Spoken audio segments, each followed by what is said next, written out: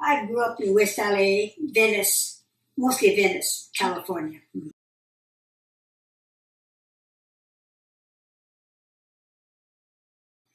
I was 18 years old. I celebrated my birthday in May and then Pearl Harbor in December. And we went to camp in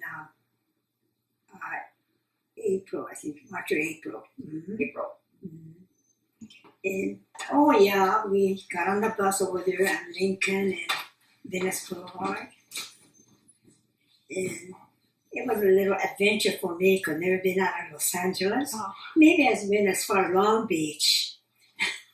But then I was always in LA. And then going to camp was like, well, I didn't know how it's going to be. Yeah. But I thought we were going to be sent to Japan after the war. Or what the war. I was wondering what's going to happen to us family.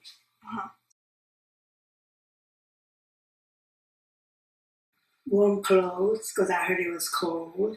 And then I went and bought a cowboy boots because I heard there was rattlesnakes and scorpions.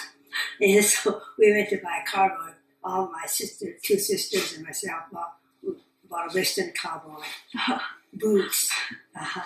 And of course, warm clothes.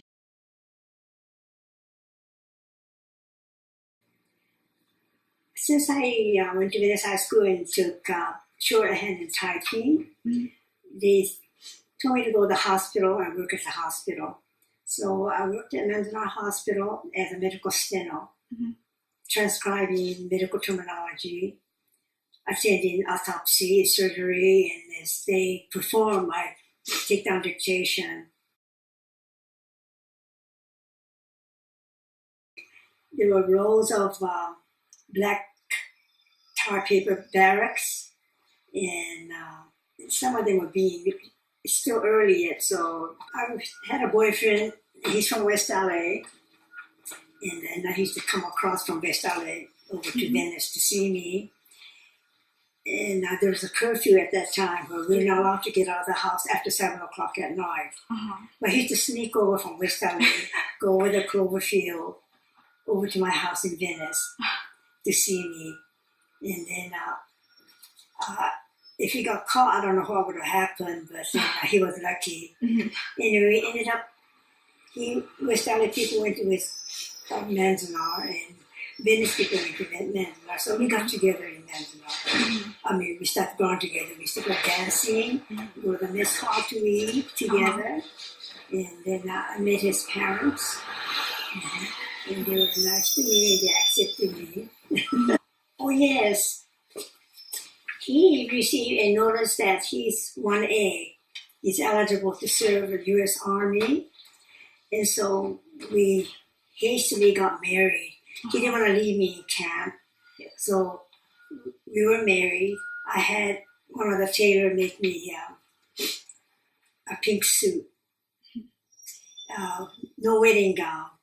My girlfriend had a wedding gown, but I couldn't afford a wedding gown, so I had a pink suit made. That was my wedding outfit. So anyway, soon after that, he got a notice from the Uncle Sam that he has to serve. So we left for Chicago together on a train. There's no plane at that time. So it was a slow train to Chicago. Chicago Loop area. He went to Minnesota, Minneapolis for, he knew Japanese, so they sent him to Fort Snelling, Japanese American group.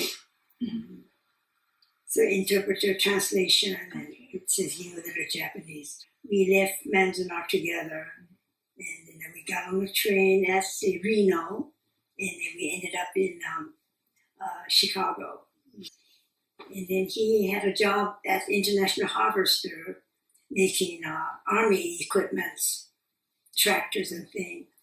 But then Uncle Sam took him, so he left for Florida. I went to Minnesota when he got transferred from Florida to Minnesota as an interpreter, translator. Men's not closed in the meantime. It was during the war. Well, he's an occupation. It was war ended. He was occupation in Japan. First troop to arrive in Japan. He was the first troop. But he was attached to what group? He was attached to. I forgot. Well, the good was I got together with my Hideo, my husband, and then my sister Mary, the songwriter Manzanar, used to sing, and I used to go with her, and when she performed, and then I also performed with my brother as a Kageyama trio. Anyway, so that was never too bad, except for the dusty wind, real dusty. And I used to have pink eyes because the dust used to go in my eye, in my white of the eye would turn pink. And then I had to wear drops and with glasses, colored glasses to protect my eyes because of the dust. It was real dusty and windy.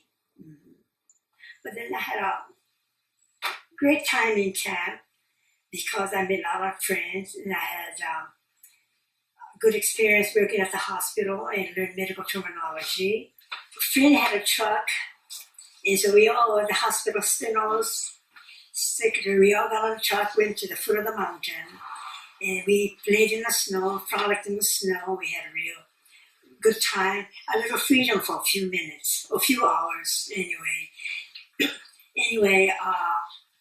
Yeah, we wanted to get away and get on the other side of the barbed wire. And then, so we had a friend who load us all the medical secretaries, on a truck, went to foot of the mountain and played in the snow. And then when we got back, we were reprimanded by the head of the nurse for leaving beyond the barbed wire and escaping. But then we had a good time, and so we didn't regret it at all. We didn't do any punishment. They just let us know that it was wrong for us to, because she didn't want to get into trouble, But then it was okay. So it was a few half an hour of a good time getting away from camp. And when I got out of camp, I went to Chicago. I had a job at Michael Reese Hospital as an X-ray department transcriber. And then the war ended, and so we came back to Los Angeles. And then from there, we went to Minnesota because my husband, was stationed at Fort Snelling as interpreter, translator, and then he was eventually sent to Japan. He was the first troop to land in Japan as an occupational group. And then he enjoyed Japan very much. He thought it was a beautiful country. And he was very disappointed when he had to leave Japan. They accepted the GI, especially the Niseis. And so he was able to meet his relative, cousin in Fukuoka, Japan. Anyway, so he came back and he got a job. His father was waiting for him to take over his gardening route. So he became a landscape gardener. And then he wasn't able to continue schooling and get education because his father wanted him to go to work. Not at all. No discrimination in Chicago. Stayed by myself most of the time. I didn't go out in the public too much. But everybody they accepted us because Japanese people had a good name, except for the war people. But Japanese people were accepted.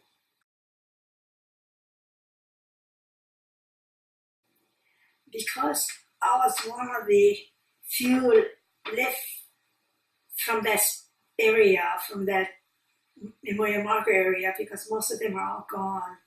And at my age, I'm still hanging in there and still living and still remember the incident of going into camp, riding the bus to long journey to the desert, not knowing what's going to happen. So maybe we were going to be sent to Japan, and would the Japan accept us? I wasn't too sure, and then a little frightened about my future. That's about how I thought.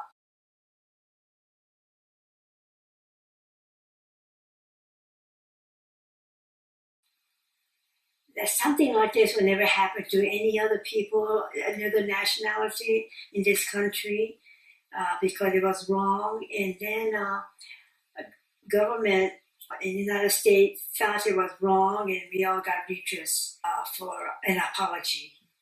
With the redress money, Hideo and I bought a new car. We bought a Buick car, which we were very proud of. Thank you so much. You're welcome.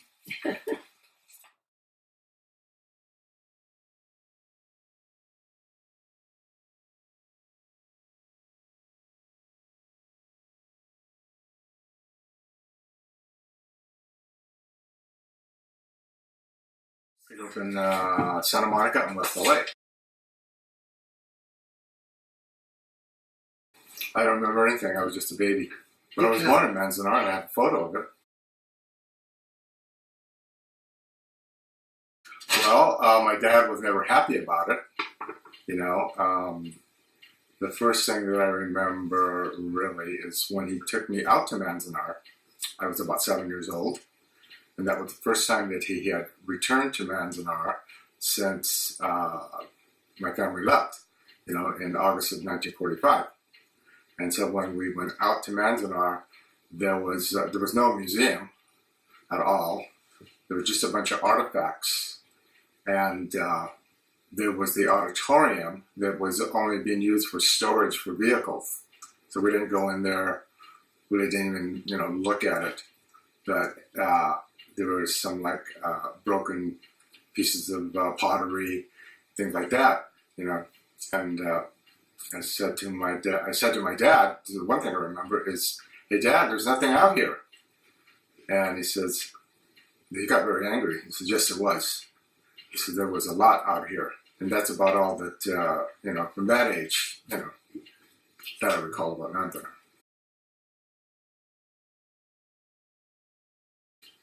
Well, I have no idea because I wasn't born then yet. But, you know, when you study and see pictures of what it looked like, you know, depending on when you were there. Like, for instance, one of the people that I interviewed for my film, he went with the first group that helped build the camp, you know, because it was going to be a job for him, and he was going to get paid. And so he decided to do that because he couldn't get work anywhere else. His name was Henry Mitwer, and he was a Hapa guy, born in Yokohama. And he came here to find his father, who was an American. But they wouldn't, no one would give him a job in LA because when he went to fill out the application, said, "Where were you born?" And he put Yokohama. This is just no way, you know, we're hiring anybody from Yokohama. You know, there was a great resentment against Japanese and Japanese people even before the war. So he had this opportunity to go to Manzanar on the advance crew to help build the barracks. I was born in Manzanar. I was the last Nisei. So my parents are Issei. They're from Japan. And so my name is like penciled in on the roster at Manzanar. And as far as I know, I'm like the last Nisei that was born in camp. So my experience as a child, so that would be like after camp, and growing up. Okay, my very first experience was when I was about 5 years old, and I was in grammar school right up the street at Brockton, and the nurse, she asked, you know, in filling out the application to get a polio vaccine, I think it was, or a measles vaccine, You know, you fill out your name and then where you were born. I put Manzanar, and she said, "Oh, I've never heard of this place." She says, "Oh, I think you've made a mistake here. I think you better go home and ask your parents where you were born." So I did. My mother laughed and says, "Oh, yeah, you were born in Manzanar." Yeah, at that time, nobody heard of it. Yeah.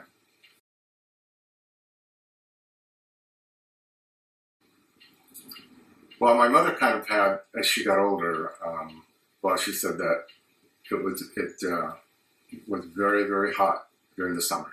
And if you've ever gone on a pilgrimage to Manzanar, just being out there for 1 or 2 days, you're complaining about how hot it is. So if you can imagine, people lived out here for 3 or 4 years. And then during the winter time, it snowed. You know, it snowed very harshly. So, the weather conditions were very extreme. And of course, when people first got to Manzanar, there were no partitions in the primitive bathroom facilities, which were especially humiliating to the women. But, sometimes people think or buy the argument that they were evacuated for their own protection, against the hostile white people.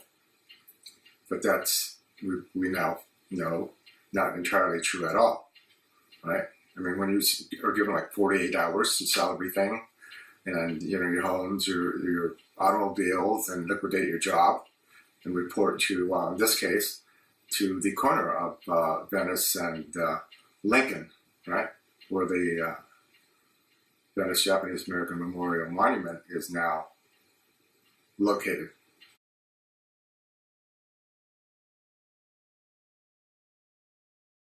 Well, I know that my family first. You could clarify this with my brother when you see him. Relocated to a Japanese community center, I think it was, where they could lay their heads down, if you will, because you were only given $25 in a one-way bus ticket to out of Manzanar, let's say, in this case. But lived in that community center for a while, I don't know how long, probably 3 or 4 or 5 months, and then was able to rent this shack.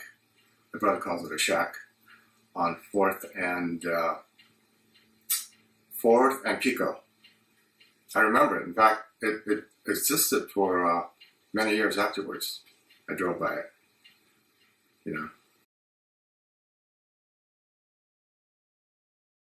Well, it's personally, it's where my family had to report to after selling Santa Monica Nursery, if you will, and liquidate everything. And I didn't know that really until the whole project started, and my brother became involved. That was the very corner. And so historically, it's important. I think, for all Nihonjin people, and specifically for my family, that it be remembered and memorialized in concrete that this is where this injustice took place. And today, as we're sitting here, it used to be, may this never happen again. Well, it is happening again, with this administration. And this tyrant of a president. I mean, it's unbelievable. Every day there's something new that, this guy is trying to become a dictator. His idols are Putin and the North Korean, this is insane. It's happening in America. So this is part of the legacy and the duty of those of us who suffered this incarceration and this violation of due process of law against the Constitution. The majority of these people who were evacuated by these camps, were American citizens. And that was just totally against the law. But did they care? No. And so it becomes part of the people's will to combat this kind of injustice, most especially today. Well, okay, initially, it was always a question mark as to what this place Manzanar was. Because when I was growing up, no one studied it. It wasn't in the schools. It wasn't in the books.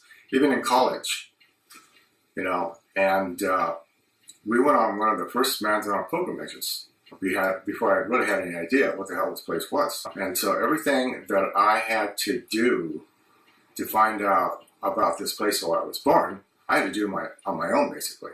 And so there was this whole enigma of what this place was, and is this like the story of my life that I was born in this place? And so that became a question mark. And after I started, filmmaking, way back in the 70s, I was working in the studios, Universal Studio, Paramount, and all that, as a cameraman. But I always wanted to do films that dealt with my people in America. And in this case, of course, it's the Japanese in America. And this issue of Manzanar was always there. I was always studying it, even though I was working at that time, in the studios and all that. So later, when I wanted to do films about it, one of the first films I did was this documentary called Music Man of Manzanar, which was about Lou Frizzell, who was this teacher from UCLA, who went to Manzanar right outside of college, and he wanted to make a difference to these American Japanese people who were there. So he taught music and drama to all these kids, and every kid in high school revered Lou Frizzell. He was a very special guy. And my brother was one of his students. So, ironically, I met Lou Frizzell decades later on my first series that I was working on at Universal. And he knew my brother and said, what is your name? I said, Brian. No. What is your last name? I said, Maeda. Do you have a brother named Arnold? I go, yeah. He says, I taught your brother music and drama at Manzanar High School. I said, what? Right? I was just totally shocked. So we became very good friends. And we, really wanted to do a film about Manzanar. And subsequently, a couple of years later, he starred as himself, Lou Frizzell, in the film Farewell to Manzanar by John Cordy, but written by Jeannie Houston, which is still kind of the film, and this is like 1976, that encompasses that camp experience. However, the film that I'm doing right now, called We Said No No, is about the most topical and now popular subject, which is Tule Lake. And the people who went to Tule Lake from all the 10 camps because of this questionnaire were, if you didn't say that you were a loyal American, yes, and that you would fight for your country, yes, he said, no, what am I going to fight for? That you were sent to this camp on the northern border of California, Tule Lake, which came to be known as the Tule Lake Segregation Center. And that's where today it's called the No-No Boys who were sent there as disloyal Americans. So this is a very tumultuous subject. In fact, at Manzanar, right, each of the 10 camps, they have 10,000 people each, give or take. At Manzanar, almost 2,000 No-No people went to Tule Lake. At its maximum, there were over 18,500 people at Tule Lake. Right? All of these people, supposedly because they were disloyal Americans. And so this story, which is not that well known, but is the most volatile subject, is important.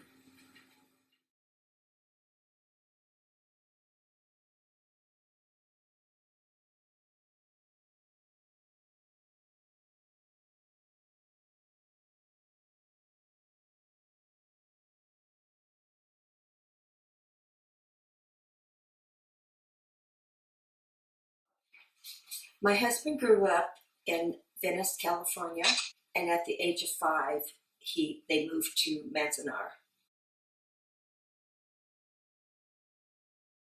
He was 5 years old, and I think basically he had a lot of fun.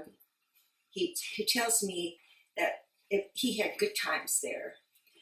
He used to wait underneath the guard tower and wait for the guard to finish comic books. So the guard would throw the comic books down to him so he can be first to read it, or whatever the case may be.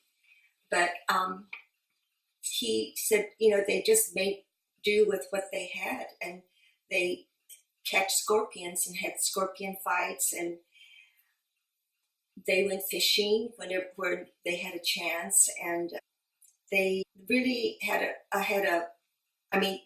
because he and the younger boys were very playful, they really had fun together. It was harder for the older adults, I think.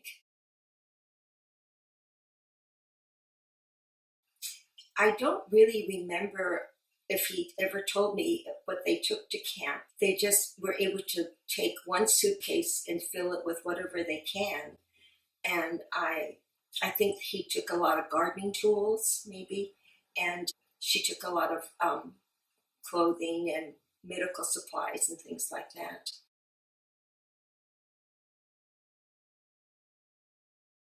Because he was a kid, he was very playful, and I think, for him it was a fun time. But if he were an adult, I think it would have been very difficult, because he had an older brother and two older brothers, as a matter of fact, and they really were at the age where they were going to graduate from high school, and they didn't have the opportunity to go to college. So I would think in that respect, it was difficult. It would be difficult as an adult.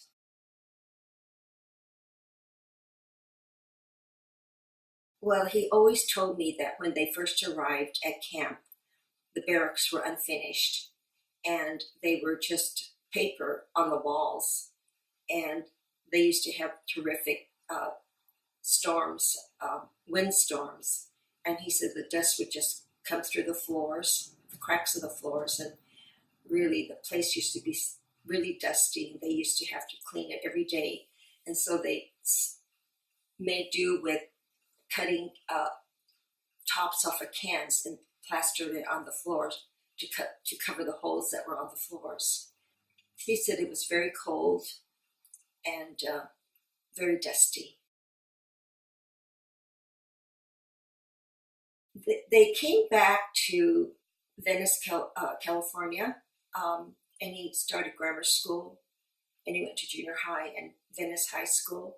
He always enjoyed his life. He did what he could do. He would ride his bicycle to the pier. He would love to ride the red car that they used to have at that time.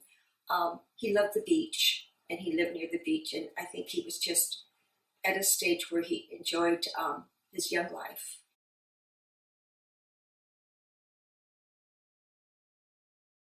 Well, he's a very proud Venice boy. I think he really enjoyed being in it, and it's just too bad that he had to miss the dedication. Right. Mm-hmm. It's his home, and it was his life. And I think when he was asked to be on the committee, he was very thrilled and very excited, and he really wanted to do what he can to help. And I think it was very exciting to him to even have the inscription on the monument.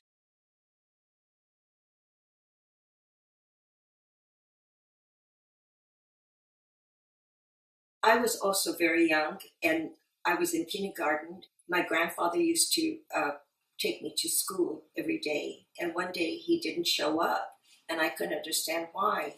And it's because the FBI came knocking on his door and took him right then and there to where we didn't know. And at that time, my parents owned a grocery store in Longview, California, and it was a decision my father made, was to go with families in Northern California and caravan to Utah. And so we went with a group of people. There was a man who led us, who made arrangements for us to go to Utah. And we lived there for a while. And my family and 5 other families rented a plot of land and grew lettuce, and evidently it wasn't profitable, but so they eventually just scattered and went to other areas of Utah. And my parents ended up in Spanish Fork, Utah, and they farmed. And my father decided to leave the farming community, and he accepted a job with the Navy language school to teach Japanese. So we ended up in Boulder, Colorado, and also Stillwater, Oklahoma, until the war was over. Well, when our Northern California relatives all decided to go with this man, this leader, Fred Wada, to more or less escape to Utah, we had a chance to leave. We did the same. My father made the decision to do it.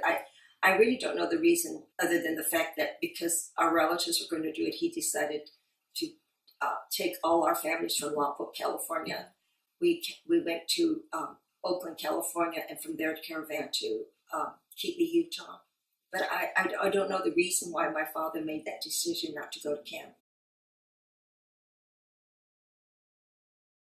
When we went to school, well, all I could remember is Colorado and Oklahoma. The Japanese were accepted in school, in grammar school, but there were no blacks. I became very active in the Lutheran Church in Oklahoma and even sang in the choir there. And I was invited to a family's house every Sunday night for Sunday supper. And so I don't have bad memories. My brother recollects being beaten up. I didn't have that experience. My older brother, who he wanted to return, my family wanted to return to Lompoc, California after the war was over, but we weren't welcome there.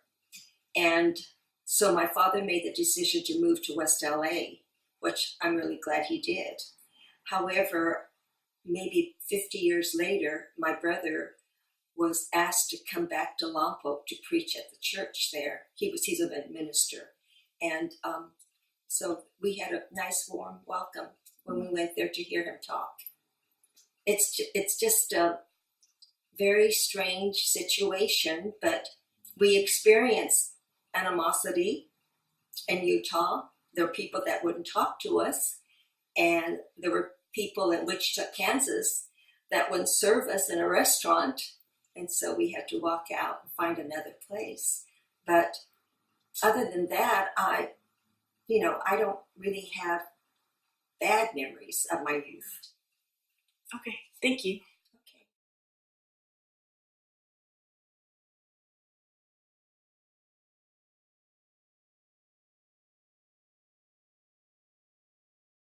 Well, I was born in 1926 on a farm in Santa Monica, and my parents moved to another farm in Culver City a few years later. In these Depression years, they were constantly moving, and their next employment was in a nursery in Redondo Beach, followed by another nursery in Sawtell. And by this time, they knew what kind of a business they wanted to own. And so they returned to Santa Monica by 1936 and started the Santa Monica Nursery at 28th in Colorado. I managed to graduate from McKinley Elementary, Lincoln Junior High, and almost 2 semesters at Santa Monica High School when Japan bombed Pearl Harbor and our lives turned topsy-turvy.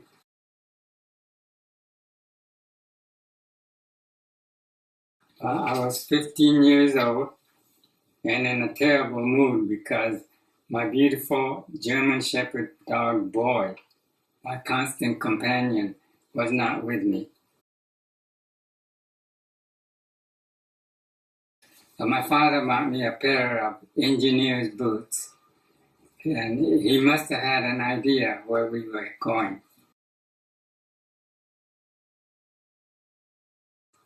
School wasn't in session yet, so I got a temporary job in a black mess hall as a junior cook. We had a softball team called Base Runners, and we played other teams. I played pitcher and right field. School finally started, and we had a great music and drama teacher, Mr. Lou Frizzell, who came to teach us straight from UCLA. I got to play the part of Professor McIntyre in a play called Growing Pain, and also got to be a chorus member in a musical comedy, Loud and Clear, written and directed by Mr. Frizzell.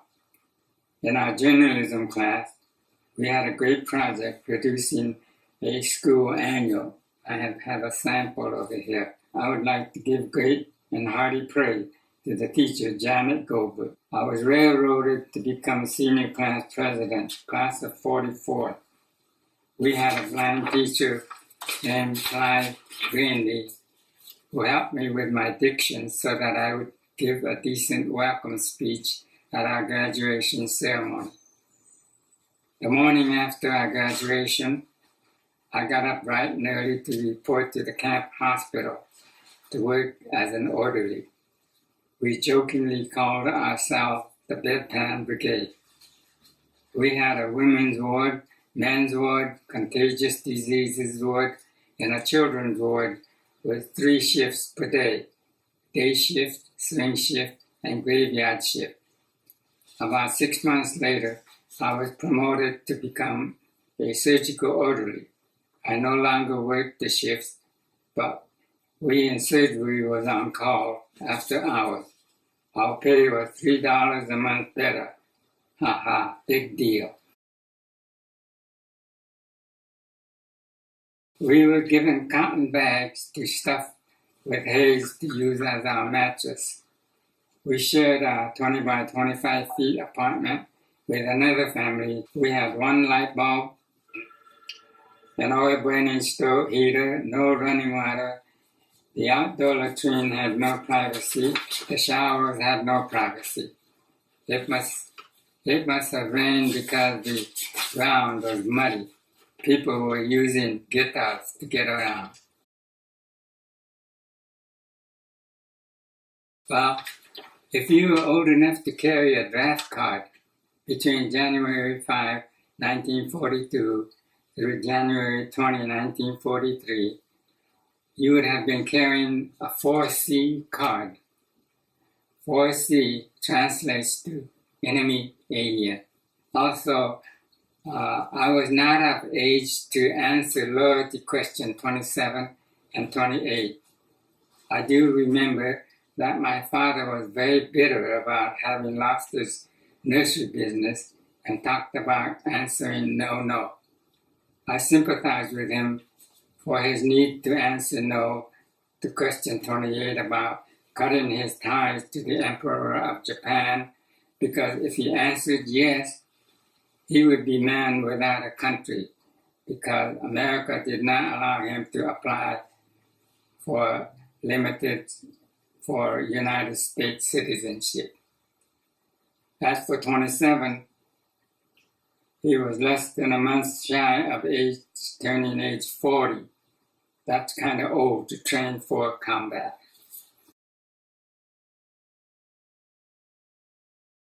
I can't remember when and how I got my barbell weights, but about 6 or 7 of us practiced the Olympic lifts regularly. On many a night before I drifted off to sleep, I'd think about how my civil rights are being violated. The lifetime friends we had in camp are still bonded together. We had a few reunions prior to 1994, but since our 50th reunion, with an exception of 1 or 2 years, we continued to hold our last reunion. I still remember the sand blowing into the barracks through cracks in the floor and tears in the tar paper. The same place I grew up at.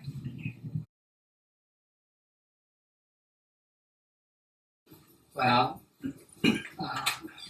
when we first came back from camp, I used to pass Santa Monica High School in that region, and I feel some emotion coming up when I pass those places. And I wondered, how come you're supposed to be macho? What's bothering you? And I realized I was very close to samurai. So I must have had this feeling dwelled in me all along. And it broke out when I passed by that.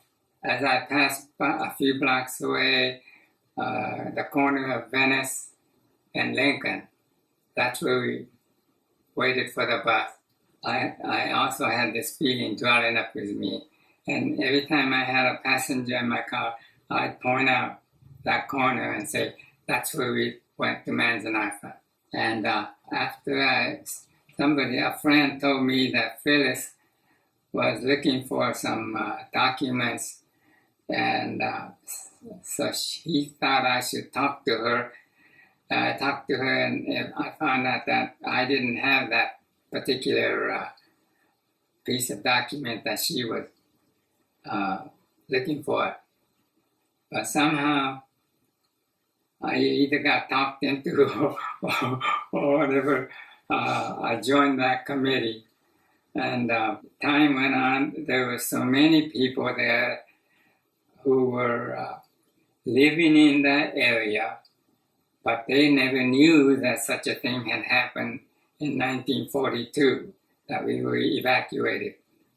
And all these things tied up to make things easier for me.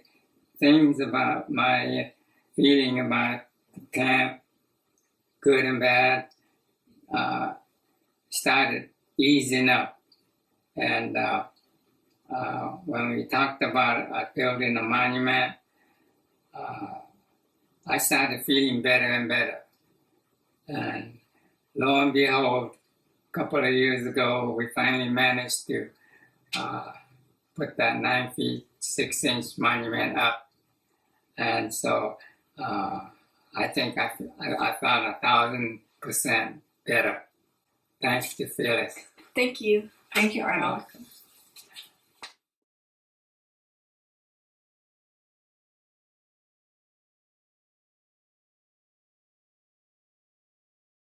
Now,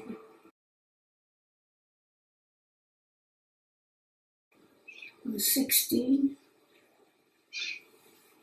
Boarded a bus on Venice and Lincoln, and just went on the bus all the way to Manzanar.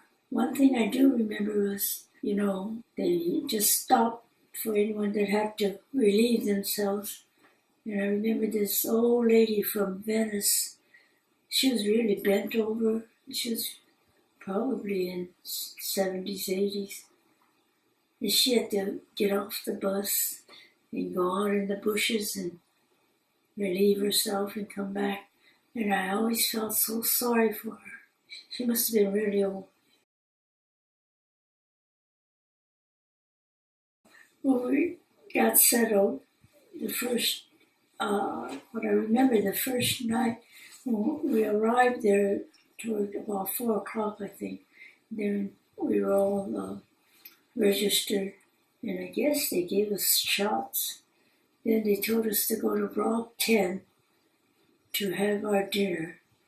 And I can still remember they had these army tin things that the army guys use that have a long handle and a little plate-like thing with tin cups about this big. They put hot tea in it. How you ever drink hot? And those cups will collapse. And I remember many times if you don't click it right, they just all collapse and all the liquid is gone. But I remember the horrible canned wieners and the canned spinach. It was terrible. It just bad. Because by the time we got there, it was in April, I think. So it was built up to Block 24, I think. then there was an orchard, and I think they were making the rest of the camp. I don't think they were completed, but I don't know, we didn't go beyond that.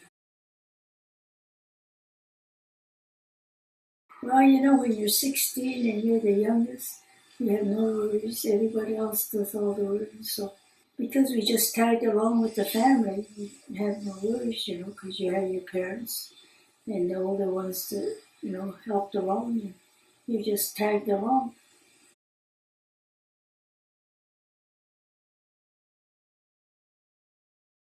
Well, after camp, I came out and when they lifted the ban that the Japanese could come back in 45, and I had a very good Caucasian friend that kept corresponding with me, and there was a professor at Santa Monica City College. His wife just had an operation, and she needed help for about a month.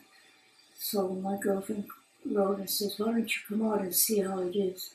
And the professor lived up in Pacific Palisades, so I came out and I stayed with my girlfriend that night. I guess she came after me to Union Station. And she left me home and she said, "Amy, tomorrow about 3 o'clock, Dr. Bowes will come after you. And, he'll take you to his home." I said, "Okay." And I think, gee, in this day and age, you'd never do anything like that. So I'm at their home. She lived in Santa Monica on 26th Street. And so Dr. Bowes comes about 3:30, knocks on the door. I go open it. He says, "Amy, this is Dr. Bowes." I said, "Okay." And I pick up my suitcase and take off with him. And I said, "Boy, you never would do that." I had never seen the man. I didn't even know who he is. And then I went and stayed with them and helped them for a month. And then you get a permit just to come out for a month. So you have to go back to camp. And then before I left, doctor said, "Amy, why don't you come back and go to summer school?" I said, "Okay." So I went back and got another permit to come out for the summer. Then I went to summer school. And then I went back. Well, it's because of the way our parents brought us up.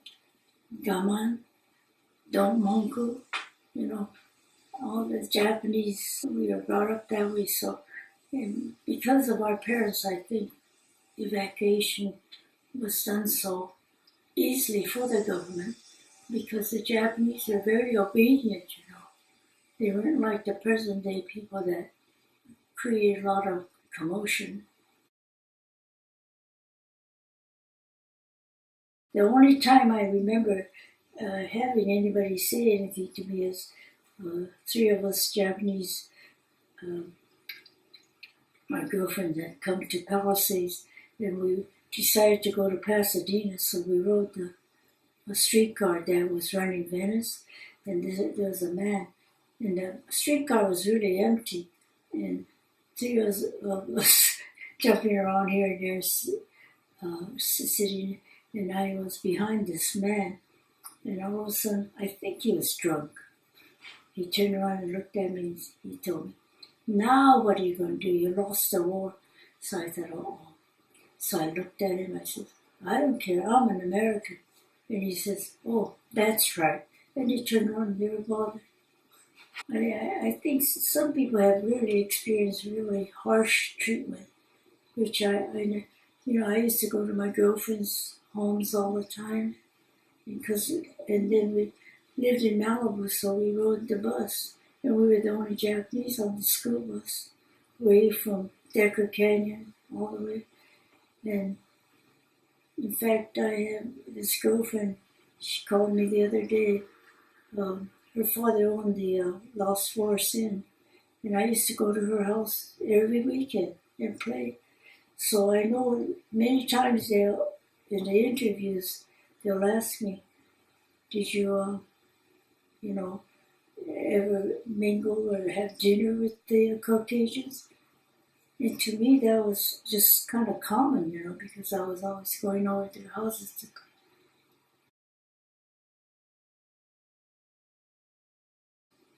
So for young people nowadays, is they have to look at the person and not what you look like. Be kind. No, you have no time to be thinking like that. You have to get up and get the, going. I think it depends on your family. You might have a Munkutare family, huh? Parents that munku all the time. It depends on your parents. But like my in-laws, they're lucky. They had the nursery over on Sentinel, and my father-in-law just came from up north in his 38 and got his nursery, and he built his greenhouses. But there was a good Dutchman that had a wholesale market downtown, and he told my father-in-law he'll take care of it, and he really took care of it, and he just gave it to him right back like that. So he was very lucky. But I'm sure many people had a hard time when they came back because they weren't hired Japanese. In fact, I was talking to my girlfriend. She says, I went out to look for a job, and they said, no Japanese, we won't hire you. And you could go to the department store and just stand there, and if they didn't want to, serve you, if you look like a Nihonji, they just ignore you. You go to a restaurant, they just ignore you. So that's an ugly feeling. That's why the young people nowadays don't really realize how good they have it now. That they're accepted in, the whole society, where the Japanese were so limited. It's just like before the war, these Japanese doctors weren't even accepted in the American hospitals. So that's why they formed their own hospital in Japanese town. Thank you. Thank you so much. Thank you, Amy. Oh, you're welcome.